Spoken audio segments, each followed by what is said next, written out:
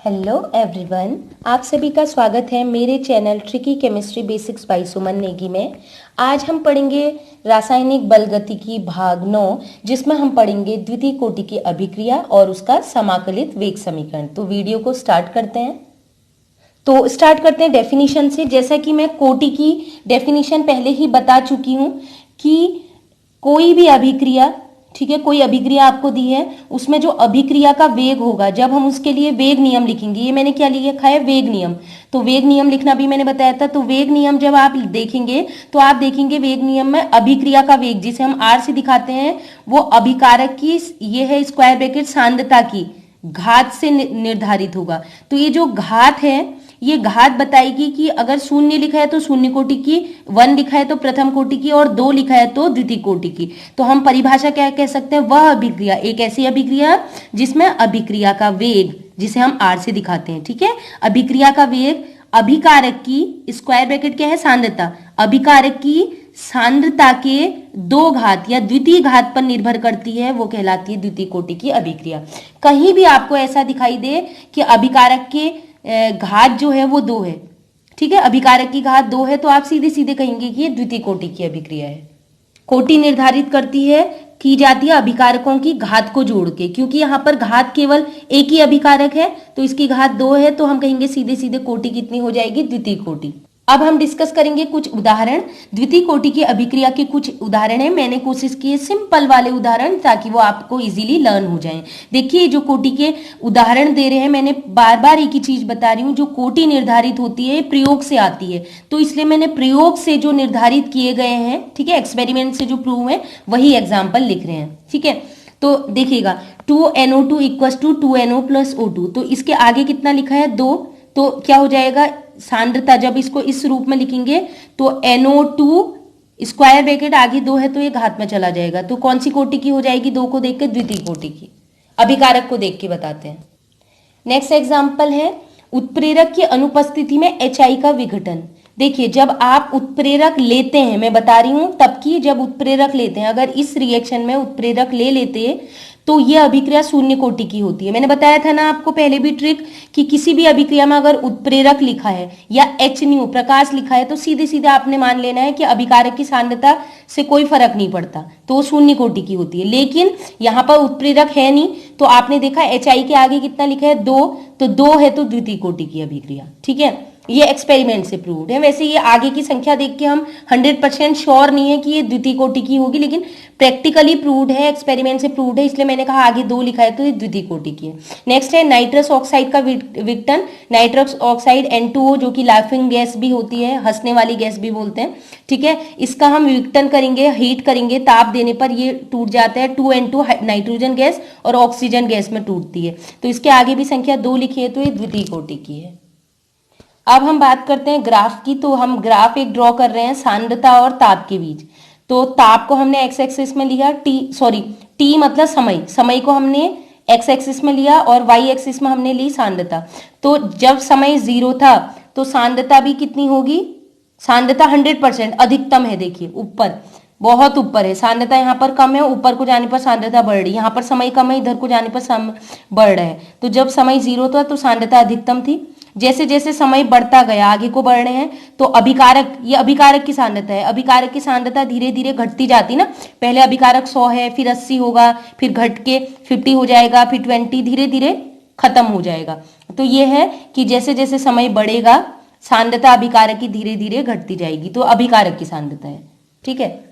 इसके बाद most important द्वितीय कोटि की अभिक्रिया के लिए समाकलित वेग समीकरण, मतलब integrated rate equation for second order reaction. Second order reaction के लिए हम उसका इंटीग्रेशन करेंगे, इसको हम बोलते हैं द्वितीय कोटि की अभिक्रिया का जो है डेरिवेशन भी कह सकते हैं, ठीक है। तो जैसा सब में लिखते हैं वैसे इसमें भी करेंगे। अभिकारक इक्वल टू उत्पाद, सभी को पता है अभिकारक रिएक्टेंट बनाते हैं उत्पाद, तो अभिकारक हमने R मान लिया, उत्पाद को P, क्योंकि द्वितीय कोटि की अभिक्रिया में आपने देखा है कि आगे से 2 लिखा होता है, 2 है तो द्वितीय कोटि की है, तो मैंने क्या ले लिया, आगे 2 लिख दिया। तो क्या हो जाएगा, देखिए जब टाइम 0 था, कंडीशन सब में एक सी रहती है, जब समय 0 था तो मान लीजिए आपने जो अभिकारक ली है उसकी सांद्रता है R0, 0 मतलब शून्य समय में, तो अब मान लीजिए टी समय बाद, जब टाइम टी हो गया, टी मतलब 10 मिनट, 20 मिनट, 25 सेकेंड, जितना आप जो भी समय चाहते हैं, जिस समय आप देखना चाहते हैं, तो इतने समय बाद, टी समय बाद उसकी सांद्रता अभिकारक की मान लीजिए आर हो जाती है। ठीक है, आर हो जाती है।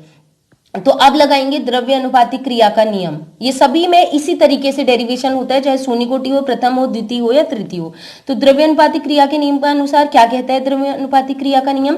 ये कहता है कि अभिक्रिया का वेग अनुक्रमानुपाती होता है अभिकारक की सांद्रता की। सभी जगह नियम सेम रहेगा। ठीक है, तो अभिक्रिया के वेग को आर से प्रदर्शित किया जाता है, प्रोपोर्शनल टू अनुक्रमानुपाती का चिन्ह, अभिकारक लिख दिया, और सांद्रता को स्क्वायर ब्रैकेट से दिखाते हैं। क्योंकि ये द्वितीय कोटि की है, इसके आगे 2 लिखा है, तो जो भी आगे से संख्या लिखी होती है घात में चली जाती है। लिख दिया 2। ठीक है, ये मतलब सबके लिए नहीं होता, मैं बता रही हूँ, एक्सपेरिमेंट से प्रूव्ड है, इसलिए मैं बोल रही हूँ कि ये घात में चला गया 2। ठीक है, जो आगे लिखा था। तो अभिक्रिया का वेग आर अनुक्रमानुपाती है, अभिकारक लिया क्या है हमने? आर। आर लिख दिया। आफ्टर टाइम टी, देखिए ये जो कंडीशन हम लिख रहे हैं ये टी समय के बाद के लिए, ये वाली कंडीशन अप्लाई करते हैं पहले। तो देखिएगा टी समय के बाद अभिकारक की सांद्रता क्या हो गई? आर। तो यहाँ पर आप आर भर देंगे, अभिकारक की सांद्रता। ठीक है, तो आर और बाकी वैसे ही रहने दीजिए, घात 2। अब क्योंकि अभिक्रिया का वेग जो है वो निर्धारित कर रहे हैं अभिकारक से, और अभिकारक समय के साथ साथ घटता जाते हैं, घट रहे हैं तो इसको माइनस चिन्ह से दिखाएंगे। ठीक है, और क्या होता है अभिक्रिया का वेग का मतलब क्या होता है? मैंने पहले बताया था, अभिकारक की सांद्रता में परिवर्तन, डी मतलब परिवर्तन बट्टे समय में परिवर्तन, मतलब इसको लिखते हैं डी आर की सांद्रता बट्टे डी टी। ये मैं पहले बता चुकी हूँ, नहीं देखी तो प्लीज प्लेलिस्ट में जाके वीडियो जरूर देखें, मैंने आई बटन पे प्लेलिस्ट डाली हुई है। ठीक हो गया, तो आप क्या करेंगे? प्रपोर्शनल अनुक्रमानुपाती का चिन्ह हटेगा तो एक नेतांक आएगा, तो नेतांक के ही लिखते हैं। शून्य कोटि के लिए मैंने K0 लिखा था, प्रथम कोटि के लिए K1 लिखा है, और द्वितीय कोटि के लिए 2 लिख दे रही हूँ। शायद आपकी बुक में 2 ना लिखा हो, खाली K लिखा हो, लेकिन मैं थोड़ा आसान बनाने के लिए K2 लिख दे रही हूँ कि आप पहचान ले कि K2 मतलब द्वितीय कोटि की है। अब आपको क्या करना है, जो सिमिलर है उनको साथ लेके जाइए। देखिएगा यहाँ भी आर दिख रहा है और यहाँ भी आर दिख रहा, तो इस आर को जो कि यहाँ K2 के साथ मल्टीप्लाई है, इसको यहाँ लेके जाइए, क्रॉस मल्टीप्लाई करके, इसको गुणा में है तो यहाँ भाग में ले आइए। तो आर की सांद्रता की घात 2 यहां ले आइए, और dt को आप यहां लेके जाइए। ठीक है, ठीक है, तो आपने ये कर दिया, आर की घात 2 जो है वो यहां आ जाएगा, dt यहां चला जाएगा, कर लिया। अब क्या करेंगे, ये जो है इसको आप इस तरीके से लिखते हैं, आर की घात जो 2 है इसको अगर आप ऊपर लाना चाहें, है ना, आर की घात 2 है, इस पूरे को अगर ऊपर लाना चाहें तो ये जो घात 2 धन है, धन 2 है ना, ऊपर आएगा तो ऋण 2 लिख सकते हैं। तो इसको ऐसे भी लिखा जाता है, आर की सांद्रता ये ऊपर आ गया तो प्लस 2 घात, ऊपर जाएगा तो चिन्ह बदल जाएगा -2 डी आर, और बाकी वही है। और ये जो आगे लिखा है ना माइनस, इसको माइनस में अलग से लिख दे रही हूँ, -1 लिख सकते हैं, वही तो है ना, 1 से किसी को भी गुणा करेंगे 1 ही आएगा। तो ये अभी क्यों करा है वो अभी समझ में आ जाएगा। तो अब क्या करेंगे, वो जो समीकरण 1 इससे पहले मैंने लिखा था उसका समाकलन कर देंगे। समाकलन का चिन्ह ये होता है, आर की सांद्रता की घात -2 D R equals to K2 नेतांक है, तो नेतांक का कभी भी इंटीग्रेशन समाकलन नहीं किया जाता, लेकिन dt जो बदल रहा है उसका करेंगे। ठीक है, अब मैं आपको बता देती हूँ, इसका तो सीधे आपको मैंने पहले भी बताया था, d होता है अवकलन और ये चिन्ह है समाकलन, तो समाकलन और अवकलन एक दूसरे के विपरीत है तो कट जाएंगे, तो कटने पर सीधे सीधे t आ जाएगा। dt, ये इंटीग्रेशन समाकलन कर रहे हैं dt का, तो सीधे t आ जाएगा, बताया ना, d से समाकलन का चिन्ह कट जाएगा तो t आ गया। लेकिन इसकी बात करते हैं, तो इसका जब समाकलन करेंगे तो एक फॉर्मूला लगता है, वो आपको याद रखना पड़ेगा, ये मैथमेटिकल वालों का होता है। देखिए समाकलन करते हैं x की घात n, इसको x मान लो, इसकी घात n, और dx वही चीज यहाँ भी है, दिख रहा है, x r को मान लिया तो x, इसकी घात जो भी है उसको n मान लिया, और d, ठीक है, और ये r की जगह पर x, तो क्या बन जाता है, x की घात जो भी होगा +1 लिख देंगे, अपॉन वही चीज जो घात में आया था n+1 वो नीचे भी आ जाएगा, क्योंकि यहाँ पर घात -2 है तो n की जगह पर क्या लिखेंगे, -2, तो क्या हो जाएगा, x की घात n की जगह क्या आ जाएगा, -2 + 1 अपॉन n घात जो है कितना है, -2 + 1। मैं सॉल्व करके दिखा रही हूँ आपको, आप चाहे तो सीधे याद भी कर सकते हैं कि इतना लेंदी नहीं करना है। तो -2 में से +1 घटाएंगे तो ये आ जाएगा -1, और वैसे नीचे भी होगा बट्टे में, -2 में से +1 घटाएंगे तो ये आ जाएगा -1। अब आपको दिखाई दे रहा है यहाँ माइनस है, -1 कैंसिल हो जाएगा, माइनस से माइनस कैंसिल हो गया, कट कर दिया, ठीक है, तो प्लस हो जाएगा, और ये हो गया r की घात -1, इधर क्या है, इधर तो वही रहेगा k2t,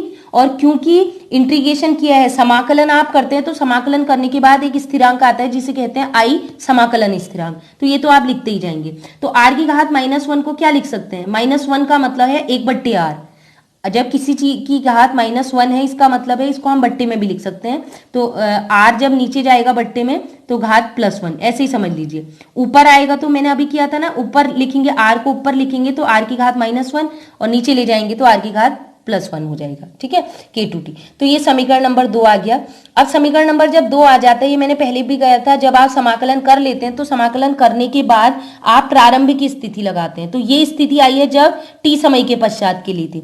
अब लगाएंगे जब टाइम 0 था तो उस समय अभिकारक की सांद्रता कितनी थी, प्रारंभ में कितनी थी, r0, r0। तो आपने क्या किया, इसका i का मत देखिए, आप क्या करेंगे, टाइम 0 है और टी जब समय 0 है तो उस समय अभिकारक की सांद्रता r0, तो r की जगह पर आप r0 रख लीजिएगा और t की जगह पर t0 रख लीजिए, ठीक है। तो 1/, ठीक है, इस फॉर्मूले में रखेंगे, ठीक है, ये वाले फॉर्मूला जो आपको दिया है समीकरण 2 में मान रखेंगे, t का 0 और r का r0। तो 1/r की जगह पर r0 आ जाएगा equal to k2 into T की जगह पर 0 प्लस i। तो k2 इंटू 0 क्या हो जाएगा, पूरा का पूरा 0, तो i का मान इसके बराबर हो जाएगा। तो हम कह सकते हैं i इक्वल टू 1/r0। तो i का मान हमें पता चल गया है। अब i का मान आप इसी समीकरण में दोबारा रखेंगे, देखिए इस वाली में, तो रखें तो क्या हो जाएगा, 1/r equals to k2t plus i की जगह 1/r0। तो ये समीकरण आ चुका है। इस समीकरण पर ही हम क्या करेंगे, एक ग्राफ भी बताऊंगी मैं आपको, ठीक है। तो ग्राफ अभी हम ड्रॉ करते हैं, पहले मैं आगे थोड़ा सा प्रोसीड करती हूँ इसको, ठीक है। 1/r0 और ये भी r है, ये भी r0 है, तो इसको एक साथ ले जाते हैं। 1/r0 को इक्वल के इधर लेके जाएंगे, क्योंकि यहाँ पर ये प्लस है इसलिए इक्वल के, जब इक्वल के इस साइड आएगा तो माइनस चिन्ह आ जाएगा। तो ये होगा 1/r की सांद्रता माइनस ये जाएगा r0 इधर जाएगा, तो ये हो जाएगा -1/r0 इक्वल टू k2t। अब क्योंकि k2 का मान निकालना है तो t यहाँ गुणा में है तो यहाँ आ जाएगा डिवाइड में 1/, ठीक है। तो फाइनली t को जब मैं वहां लेके गई अपॉन में, तो k2 इक्वल टू आ गया 1/t इंटू स्क्वायर, पूरा बड़ा ब्रैकेट आप लगा लीजिएगा, 1/r की सांद्रता माइनस 1/r0 की सांद्रता। बस ध्यान रखिएगा r है t समय के बाद की सांद्रता, r0 है शून्य समय की सांद्रता, ठीक है। t आपको समय दिया जाएगा, k2 है वेग स्थिरांक। ये फॉर्मूला आ गया। तो समीकरण 3 जो आई है ये है द्वितीय कोटि के लिए समाकलित वेग समीकरण, ठीक है। तो ये मैंने लिख दिया, आप भी जरूर लिखें, बोर्ड में या किसी भी एग्जाम में ये आते हैं तो लास्ट में जरूर इंडिकेट करें कि ये जो समीकरण आए हैं यही हमारा समाकलित वेग समीकरण है द्वितीय कोटि के लिए, सेकंड ऑर्डर के लिए। अब ग्राफीय निरूपण भी कर लेते हैं। तो ग्राफीय निरूपण मैंने अभी बोला था, इससे पहले जो फॉर्मूला आया था ये वाला, ठीक है, ये जो आया था इसके लिए ग्राफीय निरूपण करेंगे, क्योंकि ये इक्वेशन कंप्लीट फॉलो करेगी y equal to mx plus c को। तो ये है 1/r की सांद्रता equal to k2t plus 1/r0, ठीक है। इसकी तुलना हम करेंगे, ये जो समीकरण है इसकी तुलना y equal to mx plus c, ये समीकरण जो होता है ना y equal to mx plus c, ये होता है सरल रेखा समीकरण, तो इससे करते हैं, ठीक है। तो y की जगह पर ये आ जाएगा y इक्वल टू ये, इसकी तुलना इससे करी तो m क्या हो जाएगा k2, यहाँ पर k2 प्लस है, ठीक है। और इससे पहले जो हमने प्रथम कोटि और शून्य कोटि पढ़ा था वहां पर k2 माइनस था, लेकिन यहाँ पर प्लस है। अंतर होता है, क्या होता है मैं बताऊंगी। x की जगह t, सब जगह t ही था, ठीक है। और सांद्रता c की जगह पर क्या, सॉरी c जो अंतःखंड होता है c की जगह पर क्या है इसमें 1/r0। बस आपको क्या करना है, आपने x एक्सिस में खींचना है, क्या t लिखना है, और y एक्सिस में क्या लेना है, y एक्सिस में 1/r लिख लिया। अब आप स्ट्रेट लाइन खींचेंगे। अब देखिएगा स्ट्रेट लाइन इससे पहले जो 0 ऑर्डर में खींचा था या प्रथम कोटि में ऊपर से नीचे को आते हुए खींचा था।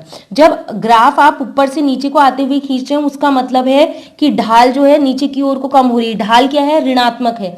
वहां पर क्या था, चाहे शून्य कोटि हो प्रथम कोटि हो, k का मान क्या था, ऋण -k था वहां पर, एक बार आप जरूर देखिएगा। लेकिन यहाँ पर जो k2 है वेग स्थिरांक, ये धन है, मान बढ़ रहा है। तो मान बढ़ रहा है, k का मान, ढाल का मान बढ़ रहा है, k2 का मान, तो ये ग्राफ ऊपर को आएगा, मतलब ये जो स्ट्रेट लाइन है ऊपर को बढ़ती हुई आएगी, ठीक। ये तो कर दिया। ढाल क्या हो गया हमारा, ढाल m होता है k2 लिख दिया, क्योंकि जहां पर ये लाइन जहां पर कट कर रही है, जब टाइम 0 होता है वहां पर टाइम, यहाँ पर टाइम क्या है 0, तो टाइम 0 जब होता है, यहाँ पर आप रख के देख सकते हैं, जब टाइम 0 होगा तो ये पूरा k2 इंटू टी की जगह पर 0 हो गया, पूरा 0 हो गया, उस समय 1/r का मान किसके बराबर हो जाएगा, 1/r0 के। तो हम कह सकते हैं जब टाइम 0 होगा उस समय 1/r का मान क्या हो जाएगा, 1/r0 के बराबर। तो हम कह सकते हैं ये लाइन जहां पर कट कर रही है इस पॉइंट पर, उसको हम क्या बोल देंगे, उस समय 1/r का मान क्या हो जाएगा, 1/r0। मैं बहुत ज्यादा फोकस नहीं कर रही हूं इसमें,